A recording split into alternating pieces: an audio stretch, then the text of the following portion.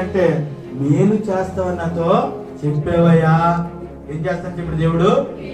మేలు చేస్తానని చెప్పాడు. మాట ఇచ్చిన వాడు తప్పేవాడైతే కాదు. ఆయన మనిషి కాదు కదండి, దేవుడు. మేలు చేస్తానని చెప్పినప్పుడు నీ జీవితంలో నువ్వు పొందుకునే మేలు ఆయన నీకు చేయబోతూ ఉన్నాడు. హల్లెలూయా, దేవునికి స్తోత్రం. విశ్వసించాలి. కనుక దేవుని బిడ్డరా, ఆయన దావీదు చెప్తున్న మాట ఎంతో గొప్పగా ఉందో చూసారా? నువ్వు దేవుడు అయ్యా, నీ మాటే నాకు సత్యమయ్యా. ఎవరి మాటలు కూడా నేను నమ్మటం లేదు. నేను వెళ్తుంటే ఎంతో మంది బుక్కెత్తి పోస్తున్నారయ్యా, ఎంతో మంది బూడు తీసుకున్నారయ్యా, ఇసుక నా మీద జరుగుతున్నారయ్యా, వీడు ఎప్పుడు పోతాడని అనుకుంటున్నారయ్యా.